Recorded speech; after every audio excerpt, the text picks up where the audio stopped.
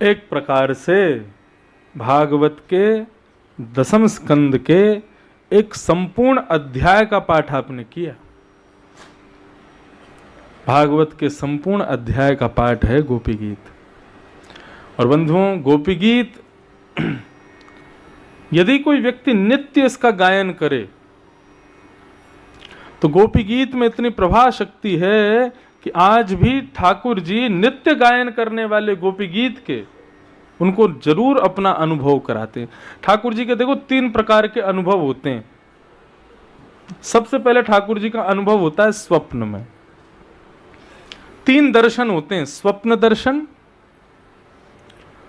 दूसरा होगा अनुभूति दर्शन और तीसरा होगा प्रत्यक्ष दर्शन।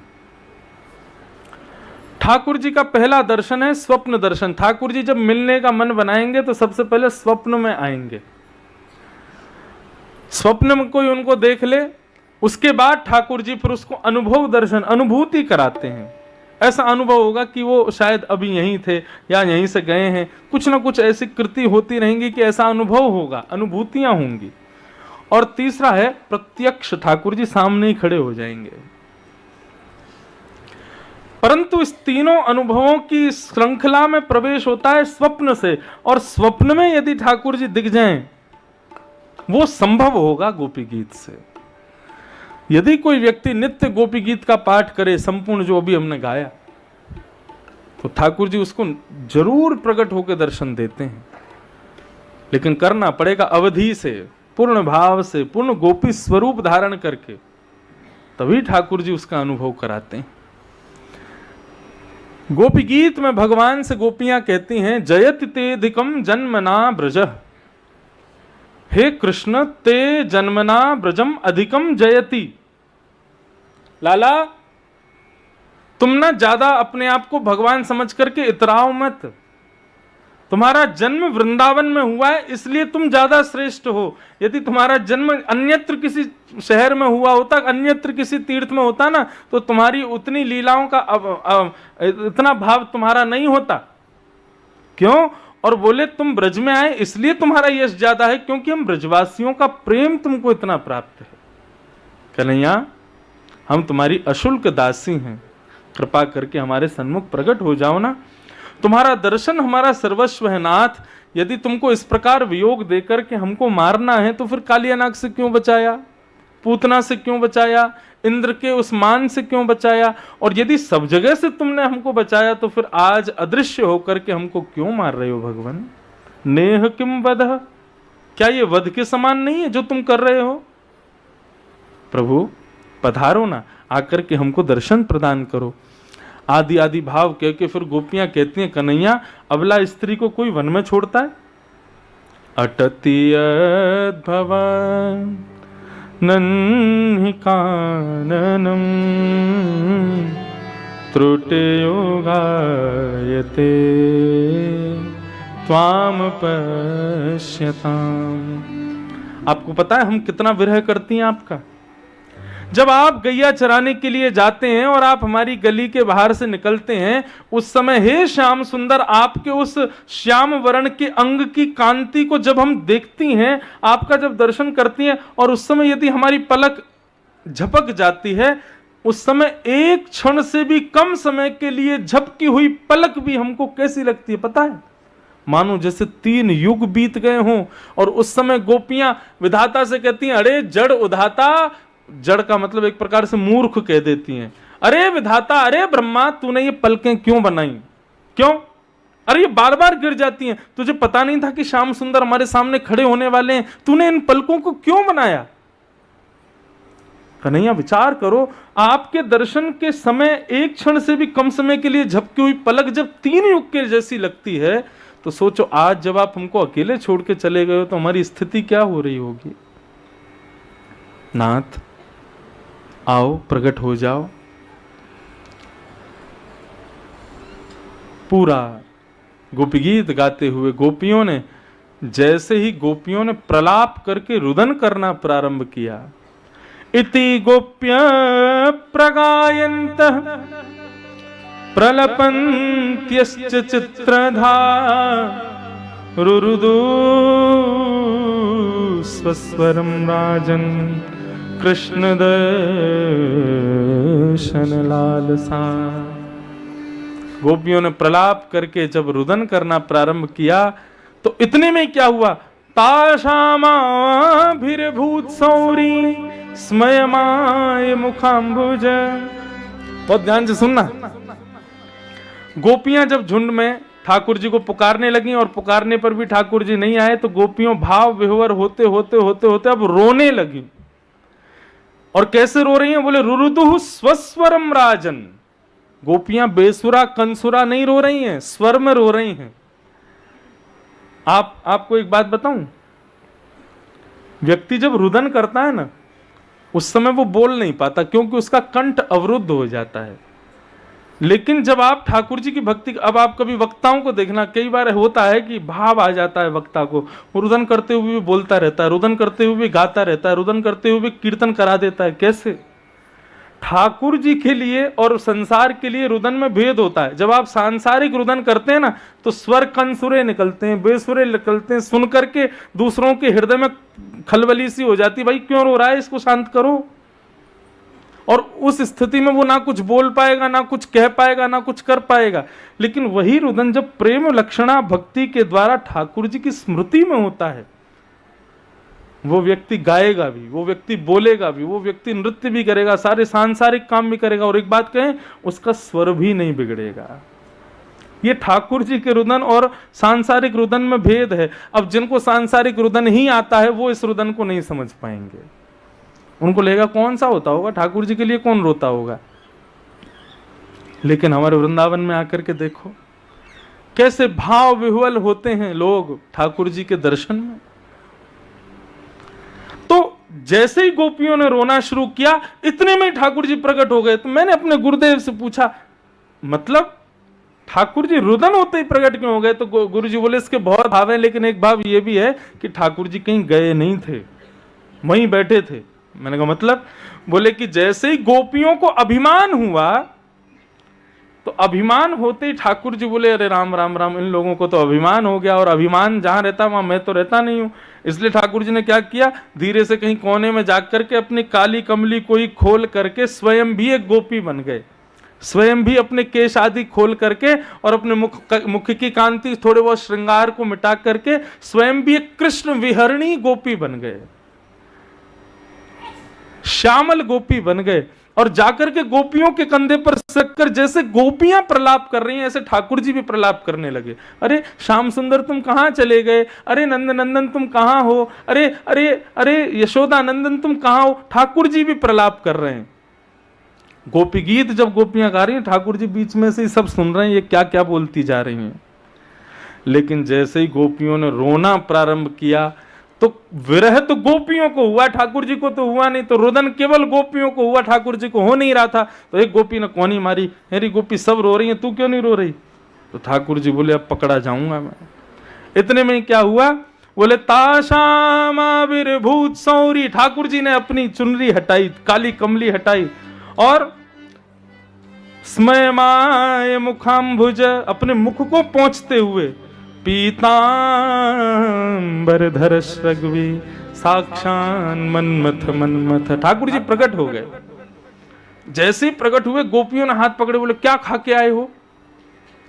आपने अपना मुख पोंछा, अभी क्या खा के आए हो आप? स्मयमाय मुखाम्बुज। ठाकुर जी बोले आप सबको अभिमान हो गया था, उसी अभिमान को खाने गया था। और जैसे ही वो अभिमान नष्ट हो गया तो कहते हैं, ठाकुर जी कह रहे हैं, बोले रुदन, अभिमानी व्यक्ति कभी रो नहीं सकता। गोपियों अब तक तुम गा रही थी, प्रलाप कर रही थी, लेकिन तुम्हारा रुदन नहीं हुआ था। इसका मतलब अब भी कहीं ना कहीं अभिमान भीतर था। लेकिन अब जब अश्रुबिंद प्रकट हुए, इसका मतलब क्या है, अब अभिमान नष्ट हो गया। और जैसे अभिमान नष्ट हुआ मतलब मेरा भोजन पूरा हो गया और मैं पुनः प्रकट हो गया। ठाकुर जी प्रकट हो गए। जैसे प्रकट हुए सब गोपियों ने पकड़ लिए, किसी ने हाथ पकड़े, पैर पकड़े, अब छोड़ के नहीं भाग जाएं कहीं। गोपियों से भगवान बोले अब तुम्हारा अभिमान नष्ट हो गया, अब हम रास नहीं करेंगे, अब हम महाराज करेंगे। और जितनी गोपी हैं उतने कृष्ण हो गए। हमारे ब्रज का एक भाव है, वो कह के फिर मैं रास का पद बन नाचे नटनी को आली, नंद को किशोर। इस पद को गाऊंगा केवल ऐसे ही, बिना ताल के। इसमें भाव इतने सुंदर हैं कि मन करता है कि इसको गाते रहें। दोनों का संवाद है, किशोरी जी का और श्याम सुंदर का, एक दूसरे से क्या कह रहे हैं, बहुत ध्यान से सुनिएगा। हो बन नाचे नटनी को आली, नंद को किशोर। राधे जगत नचायो तेरी मोह की मरोड़। बन नाचे नटनी को आली, नंद को। जैसे ही ठाकुर जी आए तो श्री जी गा रही हैं। वैसे यहाँ पे एक मान लीला है, अब वो बड़ी हो जाएगी इसलिए सुना नहीं रहा हूँ। मैं बड़ा समय की पाबंदी में बंध जाता हूँ, नहीं तो आप लोग यदि सामर्थ्यवान हो ना, मैं रात 12 बजे तक कथा सुनाऊं। इतनी कथाएं मन में आती हैं, लेकिन मैं रुक रुक के आगे बढ़ जाता हूँ। एक बार क्या हुआ, किशोरी जी बोली ठाकुर जी से, मान लीला करो। मान लीला में क्या होता है, जबरदस्ती बिना बात के रूठ जाता है एक व्यक्ति और फिर दूसरा मनाता है। तो किशोरी जी कभी रूठ जाती हैं तो ठाकुर जी, अधिकतर किशोरी जी ही रूठती हैं और ठाकुर जी फिर मनाते हैं। तो कभी मोर बन के आ जाते हैं, कभी कुछ किशोरी जी की मनपसंद वस्तु बना के खिलाते हैं, कभी कभी बंदरों की तरह नकल करके दिखाते हैं, हंसाने का प्रयास करते हैं। तो एक दिन किशोरी जी बोली, आप मान करो, हम मनाएंगे। ठाकुर जी बोले, नहीं नहीं रहने दो, आप नहीं मना पाओगी। किशोरी जी बोली, हम ऐसा मनाएंगे कि आपने कभी मनाया नहीं होगा। ठाकुर जी बोले, हम कह रहे हैं आपसे, आप नहीं मना पाओगी, आप ही मान करो, हम ही मनाएंगे। किशोरी बोले, नहीं नहीं, आज मैं मनाऊंगी आपको। ठाकुर जी बोले, तो हो जाए नाराज? बोले, हो जाओ। ठाकुर जी बोले, ठीक है, तो फिर हम मान कर रहे हैं। बोले, हाँ हाँ कर लो, मनाऊंगी मैं। सो ठाकुर जी मान करके बैठ गए, रूठ के बैठ गए किशोरी जी से। अब किशोरी जी, ये सब निकुंज लीला है, निवृत्त निकुंज लीला। इसमें गोपियां भी नहीं, केवल श्याम सुंदर और किशोरी जी रहते हैं। किशोरी जी सन्मुख गई। अब सन्मुख जाकर के ठाकुर जी के सामने नृत्य कर रही हैं, ठाकुर जी के सामने गायन कर रही हैं, ठाकुर जी की वंशी निकाल के वंशी बजा रही हैं, ठाकुर जी के सामने सारे कुतूहल कर रही हैं कि ये मान जाएं, बस कैसे भी नहीं माने। पूरा दिन निकल गया। शाम होते ही नियम था कि भाई मान छोड़ दो, अगर मान नहीं मना पाए दूसरा कोई भी तो फिर मान छोड़ दो, और जिसने मान किया वो जीत गया, और यदि मनाने वाला मान तोड़वा दे तो वो जीत गया। ऐसा खेल खेलते हैं दोनों, किशोरी जी और श्याम सुंदर। शाम हो गई, शाम होते होते किशोरी जी थक हार के बैठ गई। बोले, मैं तो हार गई, मान ही नहीं रहे, चलो मैं हारी तुम जीते। ठाकुर जी इतने उठे, अपनी वंशी उठाई, धरी और चलते गए।